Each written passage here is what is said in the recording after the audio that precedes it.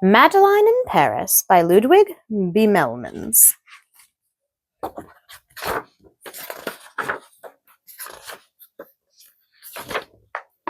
In an old house in Paris that was covered with vines lived 12 little girls in 2 straight lines. They left the house at 9:30. The smallest one was Madeline. In another old house that stood next door lived Pepito, the son of the Spanish ambassador. An ambassador doesn't have to pay rent, but he does have to move to wherever he's sent. He took his family and his hat. They left for England, all but the cat. "I'm glad," said the cat. "There goes that bad hat. Let him annoy some other kitten at the embassy in Great Britain." The little girls all cried, "Boo-hoo! We'd like to go to London too."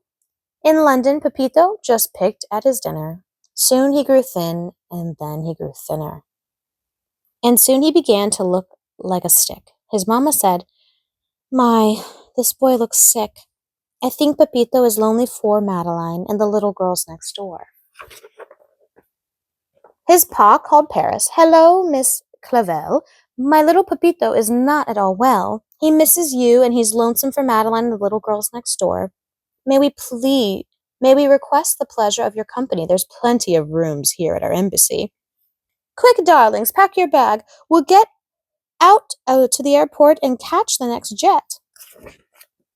Fill the house with lovely flowers. Fly our flag from all the towers. For Pepito's birthday bake the most wonderful birthday cake. Place 12 beds in 2 straight lines, and the last one here will be Madeline's. Welcome to London. The weather is fine, and it's exactly 9:30. Good heaven, said Miss Claville. We've brought no toys for His Excellency's little boy, said Madeline. Everybody knows, of course. He always said he carved a horse. In their little purses and in Miss Claville's bag, there was enough money to buy the meanest nag. But here in London, there's a place to get a retired horse to keep as a pet. And when they went to the place, they found a horse that was gentle, strong, and sound. Some poor old Dobbins are made into glue, but not this one. Look, he's good as new. Happy birthday, Pepito. Happy birthday to you. This lovely horse belongs to you. Just then, Tara, Tara, the trumpet blew. Suddenly outside, and off they flew over the wall to take his place at the head of the Queen's Life Guards, which he had always led, before the Royal Society for the Protection of Horses had retired him from Her Majesty's forces.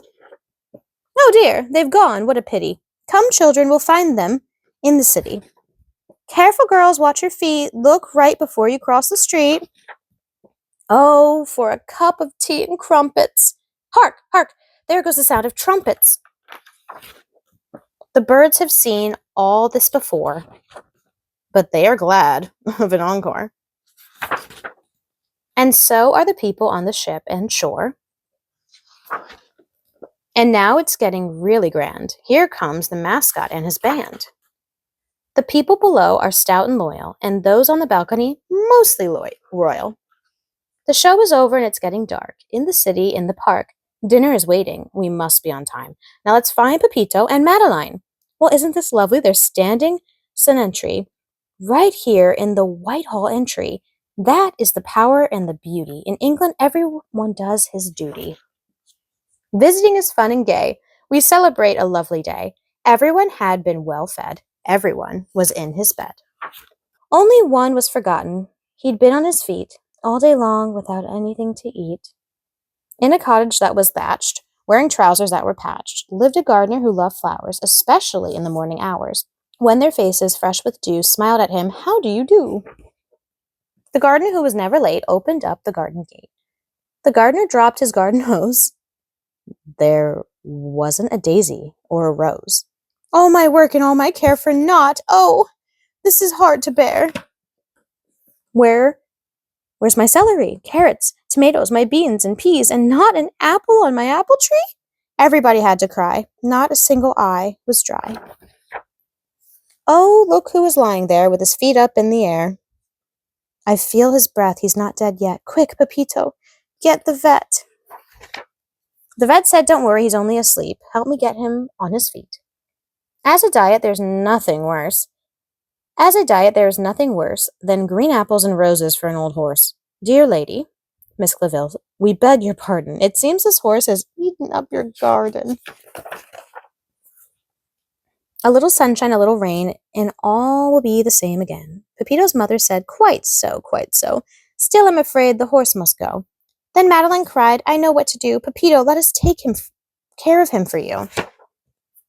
Fasten your seatbelts. In half an hour, you will see the Eiffel Tower. Madeline, Madeline, where have you been? We've been to London to see the Queen.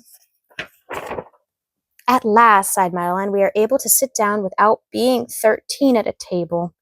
They brushed his teeth and gave him bread, and covered him up and put him to bed.